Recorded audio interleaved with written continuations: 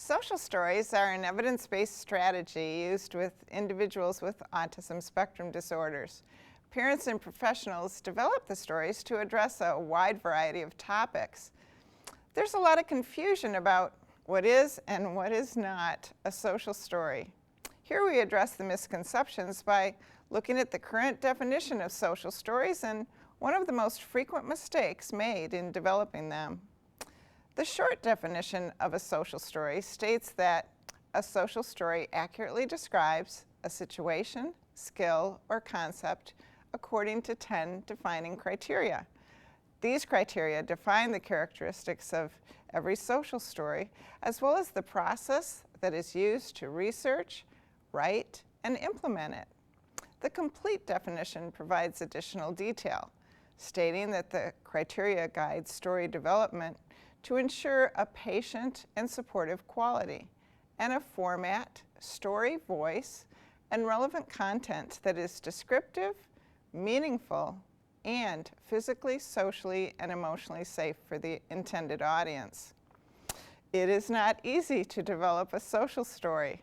In my experience, most, if not all, mistakes can be traced back to failure to follow the social story definition. For example, the term development in the definition represents the many processes that parents and professionals are required to follow with each story. Consider a case example. Drew is 10 years old and is having difficulty during lunch in the school cafeteria. His teacher thinks that a social story may help. Before writing, it's important for Drew's teacher to observe in the cafeteria, talk with others who work with Drew, and maybe even talk to Drew himself. Also his parents, and then most of all, consider the situation from Drew's point of view. This helps to identify an effective story topic and its focus. But sometimes the research that precedes every story reveals an alternate solution. In Drew's case, what if his teacher discovers that he is being bullied at lunch? In light of the problem, writing a story about eating lunch in the school cafeteria is irrelevant. What is needed is an intervention that will bring this bullying relationship to a close. If, on the other hand, Drew's teacher discovers that he has difficulty waiting for his turn in the cafeteria line, a social story may be helpful. Omitting the requirement of research prior to a story is failure to write a social story. Story research is a requirement that helps parents and professionals identify solutions, including a story topic with the greatest likelihood of success.